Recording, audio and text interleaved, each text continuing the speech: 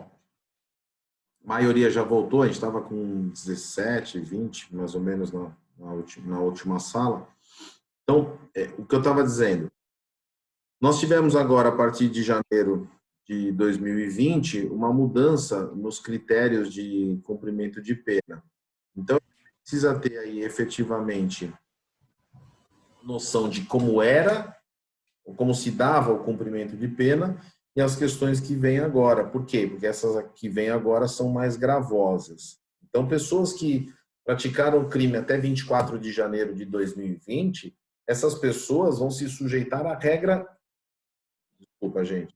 Vão se sujeitar à regra antiga. Vamos lá. Até antes da mudança feita no artigo 112 da Lei de Execução, na Lei de Execuções Penais, qual era a regra básica que nós tínhamos para fins de cumprimento de pena? A regra básica, aquela regra que, enfim, aplicava-se à grande maioria dos casos, era de que a pessoa condenada ela tinha que cumprir 1/6 da pena e ter um comportamento carcerário atestado aí pelo diretor do presídio. Então, ele ia no presídio, obtinha ali um documento que se chama boletim informativo. Era nesse boletim informativo, melhor dizendo, nesse boletim informativo que você consegue obter todas as informações da vida pregressa dele no cárcere, né? A vida dele no cárcere, e a partir da obtenção desse documento, você postulava na vara das execuções penais a progressão de regime. Então, bom comportamento carcerário e mais 1/6 da pena cumprida. E assim ele ia do regime fechado para o semiaberto, depois ele fazia um novo pedido de progressão com base no saldo da pena que ele tinha. A gente não pode esquecer que pena cumprida é pena extinta, totalmente ou parcialmente, mas é pena extinta. E aí ele passava para o semiaberto e assim ele ia efetivamente progredindo de regime de cumprimento de pena.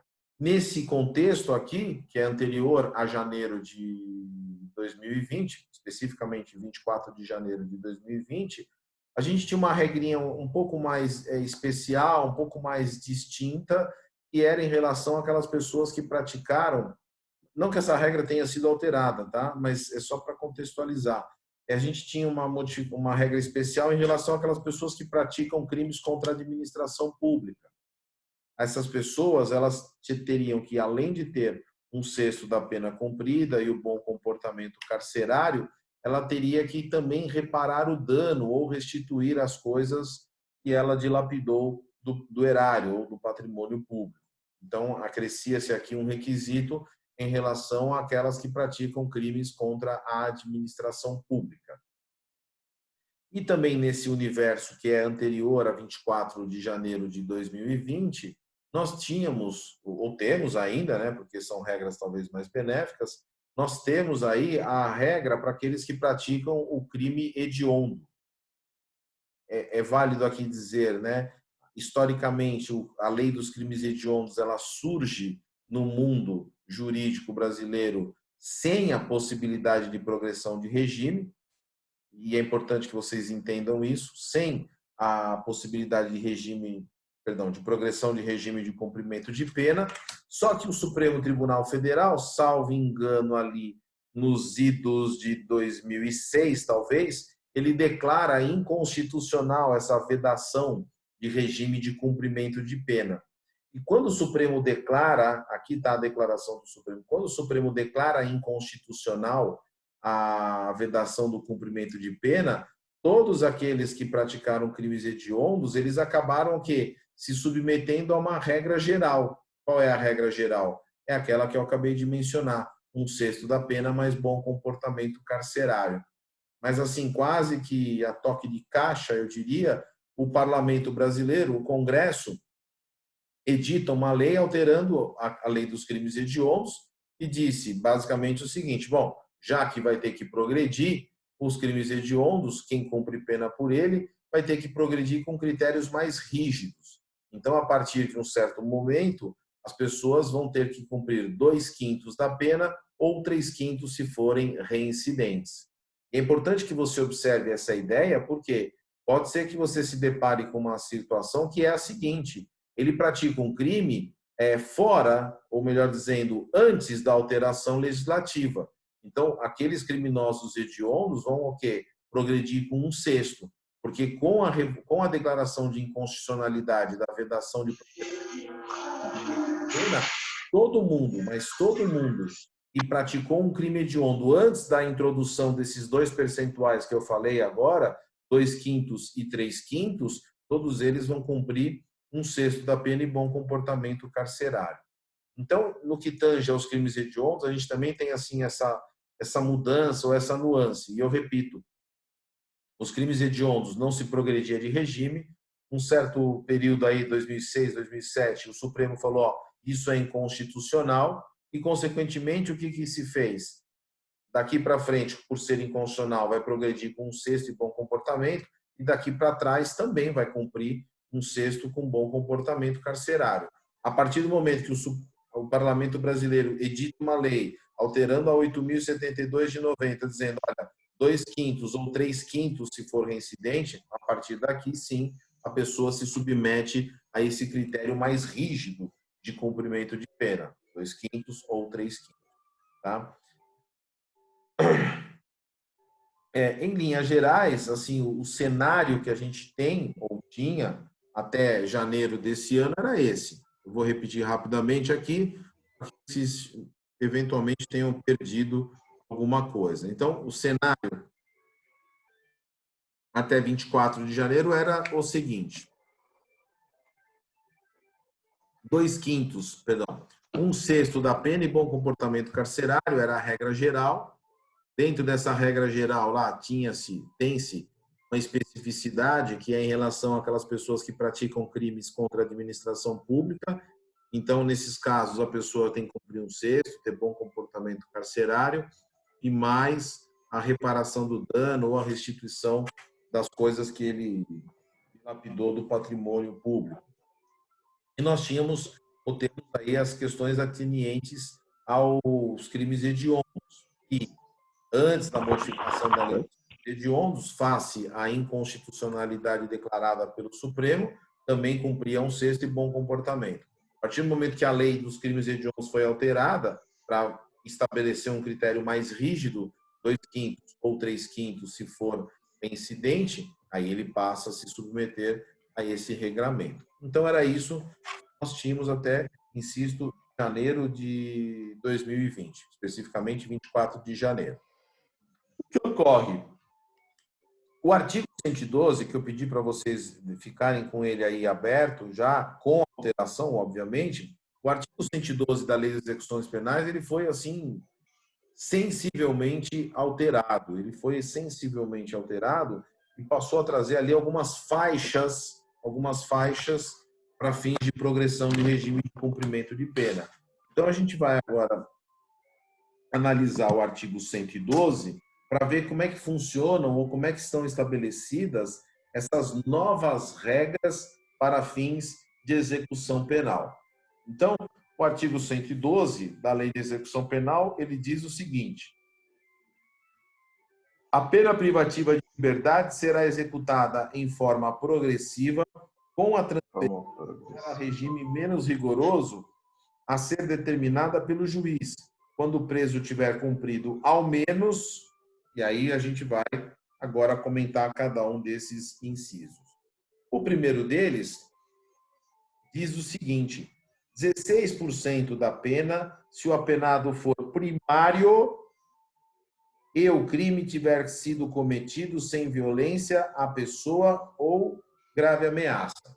A primeira observação que eu tenho que fazer aqui com vocês é a seguinte: esses 16%, em comparação a um sexto, dá uma diferença a menos. Então, esse dispositivo aqui, ele é aplicado de forma retroativa, porque os 16%, em comparação a um sexto, é uma diferençazinha pequena, mas é diferença, é a menos, é lei penal, beneficia e, portanto, tem que retroagir. E alguns juízes aí aplicam isso, inclusive, de ofício. Tá? Por quê? Porque é questão de ordem pública. Então, essa é uma primeira observação. A segunda observação que eu faço é de que esse dispositivo, assim, apesar de estamos colocando cada um na sua faixa, até entendo. Mas aqui me parece um pouco uma certa demagogia, uma certa hipocrisia, talvez, porque é o seguinte, crimes cometidos sem violência e sem grave ameaça à pessoa, quando a pena é de até 4 anos, a gente vai ver isso na aula de hoje, inclusive, quando a pena é de até 4 anos, a alternação da pena privativa de liberdade por pena alternativa. Então, esse universo que é trazido aqui no inciso primeiro, talvez não seja, do ponto de vista prático, efetivamente aí uma realidade muito frequente a partir da edição da 13.964 de 2019. Porque, insisto, crime sem violência e grave ameaça com pena até 4 anos, vai dar pena alternativa. De toda sorte, efetivamente, essa foi a modificação. E eu vou destacar aqui também, estou já marcando no meu código, eu vou destacar aqui que o crime que tem que ser praticado é crime praticado sem violência ou grave ameaça à pessoa. Então, aqueles crimes que você encontra na redação do tipo penal, o emprego de violência, o emprego de grave ameaça, efetivamente não é o nosso universo aqui. Só para vocês terem a noção, e acho que estou me fazendo por entender. Você pega um crime de roubo e você olha na redação e fala, olha, sem violência ou grave ameaça à pessoa, não é o caso. Roubo é com violência e grave ameaça à pessoa. Então, quando você pega lá um crime de roubo, um crime de extorsão, um crime de extorsão mediante sequestro, um crime de estupro, todos esses crimes são praticados com emprego de violência ou com emprego de grave ameaça. De modo que não é o locus, não é o momento aqui para eles. O momento aqui para eles é um crime de furto, um estelionato, uma apropriação indébita, crimes esses que são praticados sem violência ou grave ameaça. Ok? Posso ir adiante?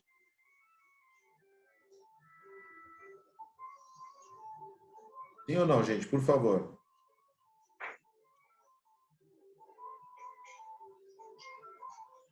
Sim. Professor, podia só repetir, por favor, essas leis que o senhor falou, porque acho que eu me perdi aqui um pouco depois para mim poder consultar. 13.000. Você tem que ir na lei, você vai na lei, você vai na lei de execução penal, no site do Planalto, e abre lá, porque lá já vai estar atualizado para você acompanhar. Aqui já não está também? Eu não estou enxergando a capa, Paulo. É aquele seu, igual ao seu. Tá, então você abre na lei de execução penal que vai estar lá devidamente atualizado. Não precisa... 13.792? Você vai na lei de execução penal, que é a lei 7.210/84. Aí você vai no artigo 112 e ele tem que estar atualizado. Ele tem que estar exatamente como eu acabei de mencionar para vocês aqui, 16%. Então não procure a lei que alterou a lei de execuções penais. Já procure a lei de execuções penais. Ela já vai estar alterada. A 13.964 ela não vai existir aí no seu código, porque ela vai estar permeada, ela vai estar espalhada pelos artigos que ela mudou. No Código Penal, na Lei de Execução Penal e no próprio Código de Processo Penal. Então, você tem que abrir o teu artigo 112 da Lei de Execução Penal e verificar lá se você tem uma faixa, 16%, 20%. Tá bom? Ok. Tá. Então, eu vou adiante. Então, a primeira faixa, o primeiro momento é esse, 16% em crimes que são praticados sem violência ou grave ameaça à pessoa. Só que, olhando agora para o artigo 112, no inciso 6, você tem uma nova faixa. E qual é essa nova faixa? 20% da pena se o condenado for reincidente em crime cometido sem violência à pessoa ou grave ameaça. Então, aqui, eu enfatizo a importância de a gente saber o conceito de reincidência, porque se o cara é reincidente, né, se o cara é reincidente, efetivamente ele não vai poder ter os 16%, ele vai ter que efetivamente cumprir 20%. E perceba aqui o primeiro problema que a gente encontra. 20% da pena se o apenado for reincidente em crime cometido sem violência e grave ameaça à pessoa. Então, o primeiro problema aqui nem tanto um problema, ele é reincidente nas mesmas modalidades de crime. Ele reincide, ele pratica um furto, depois pratica outro furto. Ele é reincidente em crime sem violência e grave ameaça. Mas essa não é a questão tão tormentosa. A questão que mais atormenta aqui é a seguinte: o inciso segundo, ele fala se for reincidente. No inciso anterior, ele fala se for primário. E a questão e se ele for portador de maus antecedentes? Qual é o percentual que ele tem que cumprir de pena para fins de progressão de regime? Eu repito, mas é só olhar para a lei, é só olhar para o dispositivo. No 16º fala... 16º, no inciso 1º fala 16%, sendo primário. No inciso 2º fala não reincidente. Então, eu tenho primário e reincidência. E quem é portador de maus antecedentes? Com quantos por cento ele tem que cumprir? Ele tem que cumprir para fins de progressão.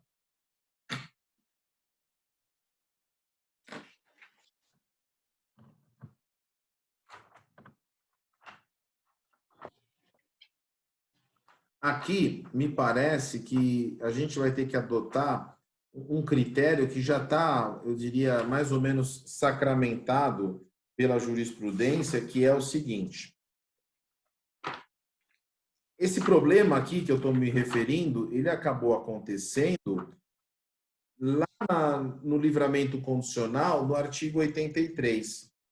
Ele acabou acontecendo quase que da mesma forma, por óbvio, só mudando os parâmetros, porque no artigo 83 fala cumprido mais de um terço da pena, no inciso 1º, cumprida mais de um terço da pena se o condenado não... Está cortando. Vou voltar.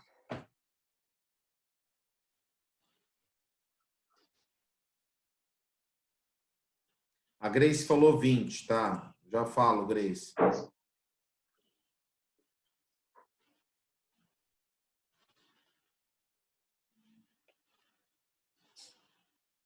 Tá melhor agora? Estão ouvindo? Tá. Então, eu vou voltar um pouquinho, tá? Eu estava... Está cortando, está cortando. Mas aí, Almerindo, eu não sei também se é a minha... mas eu não sei se é a minha ou se é aí também. Aí eu não sei te dizer. Deixa eu ver aqui, pelo menos, se eu... questão de conexão. Em princípio, eu estou conectado aqui, tá? Não está apontando nenhum problema. Está cortando ainda, Almerindo? Não sei se é a posição que eu estou.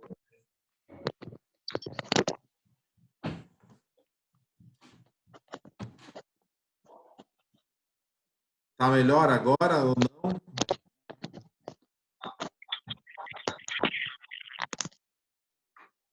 Sim ou não, gente? Está melhor, professor. Bom dia. Bom dia. Alguns estão falando que está picotando, né?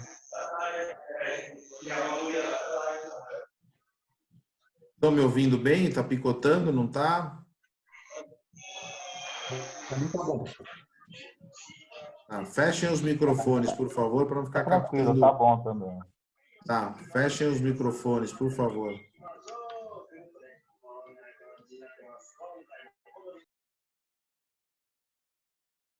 Essa questão de picotar pode ser aqui, pode ser aí, a gente não dá para saber, assim, às vezes, aonde está ocorrendo essa falha, às vezes, se é na internet de cada um, se é na minha, isso é um pouco difícil mesmo.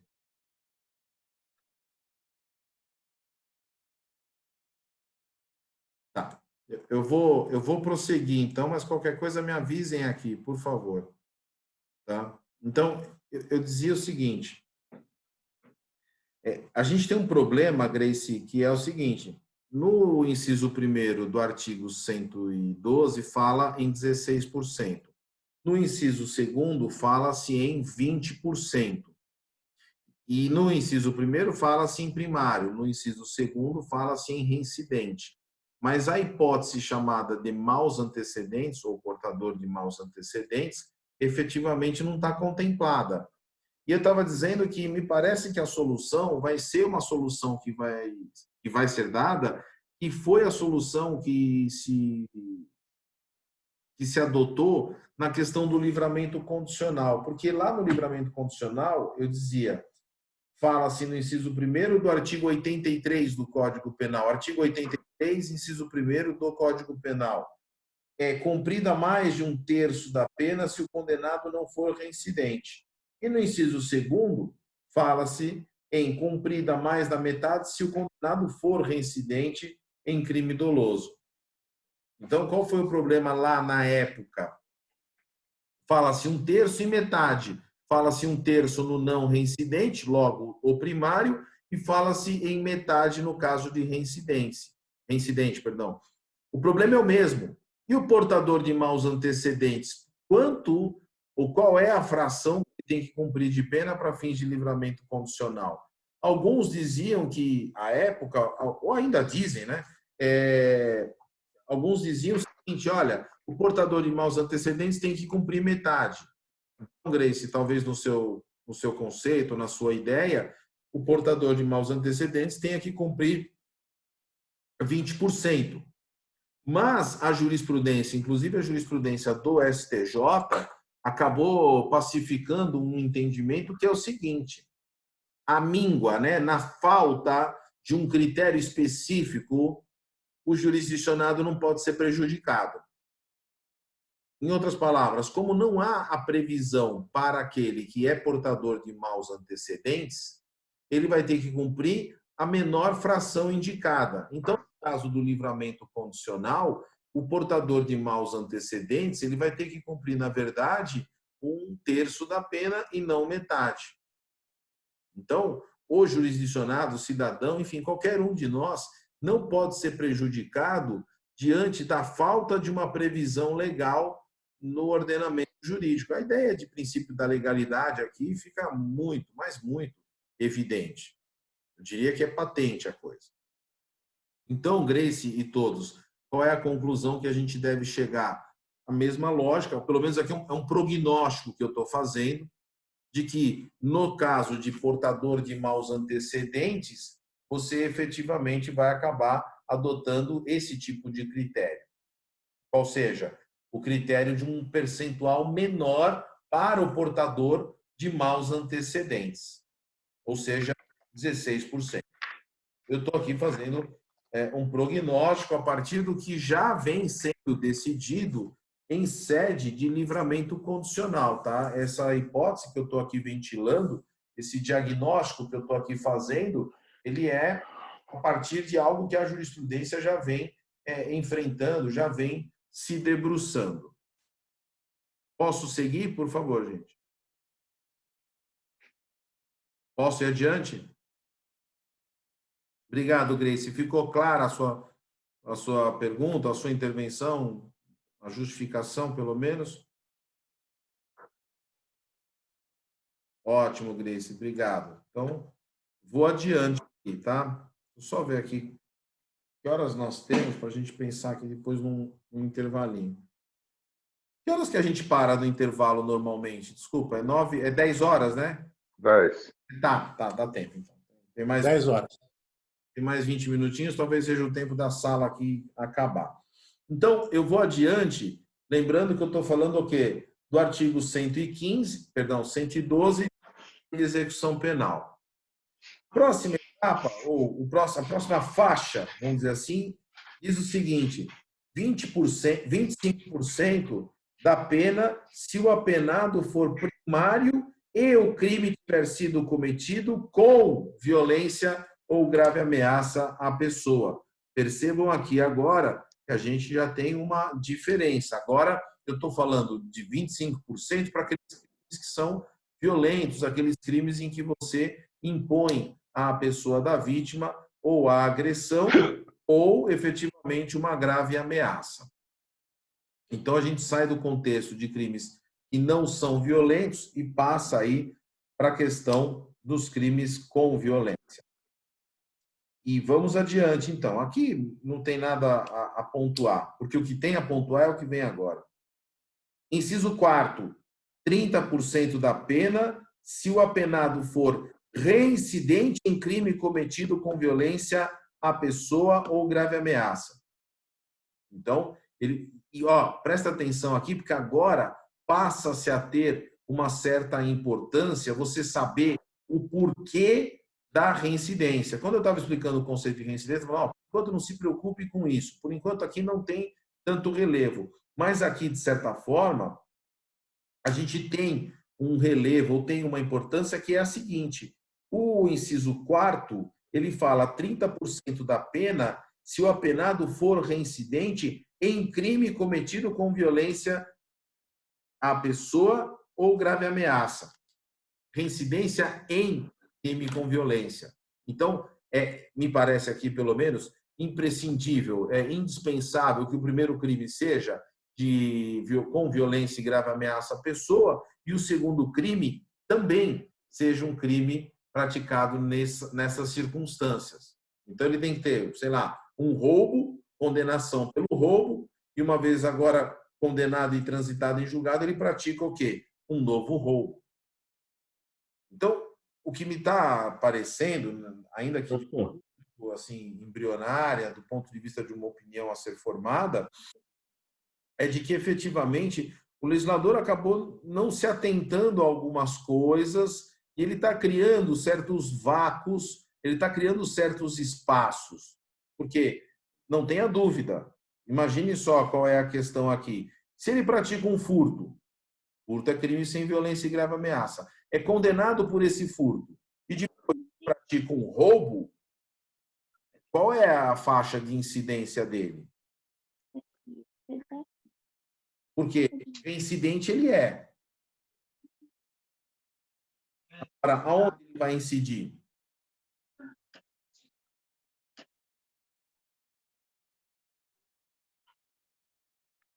Não tem. Não tem, Almerindo, isso mesmo, não tem. E assim, na ausência, me parece. Vale o menor. No menor. Eu acho que vai ter que ser justamente no menor. E eu acho que. Professor.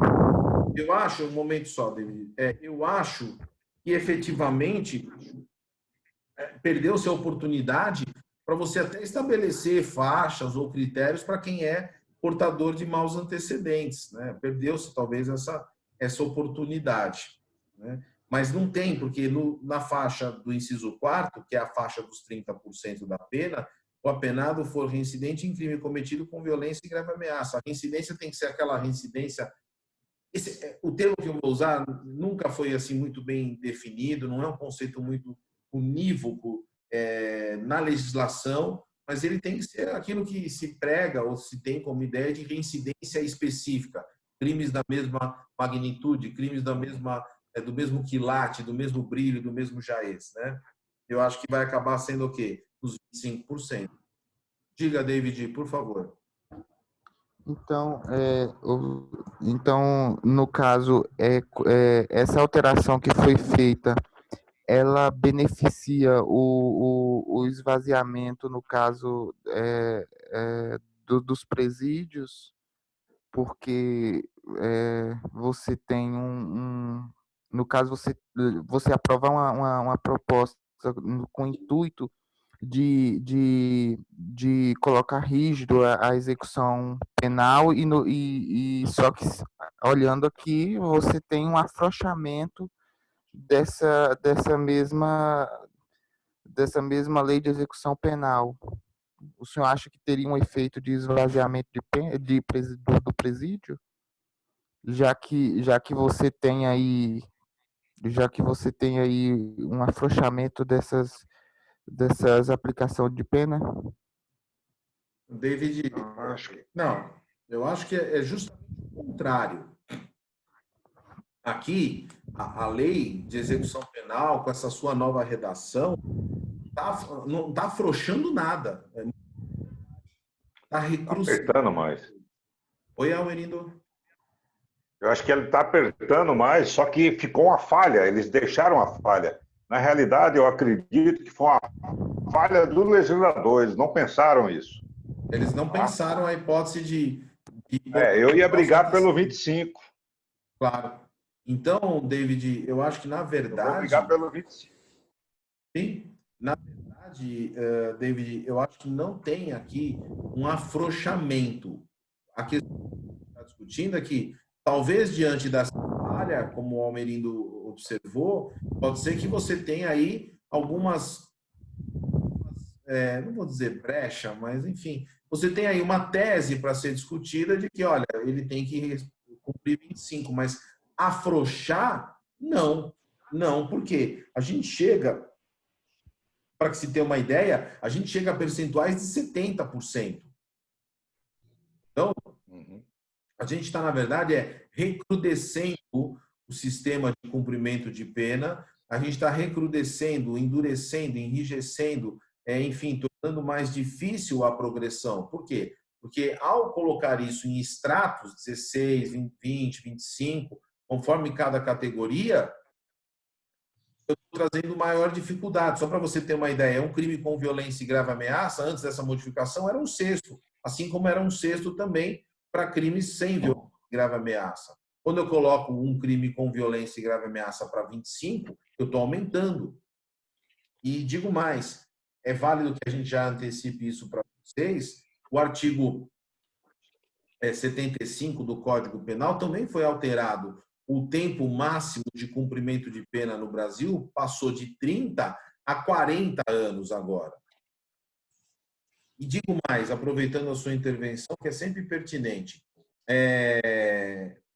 muito se disse em relação ao juízo de garantias, que é uma questão processual, dizendo que, e aqui não preciso entrar em minúcias do que é o juízo de garantias, vocês vão entender o porquê.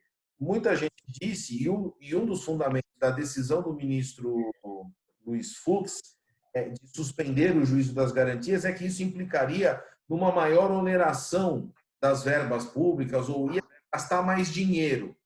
Tá? E quando você mantém as pessoas presas por mais tempo, não se gasta dinheiro?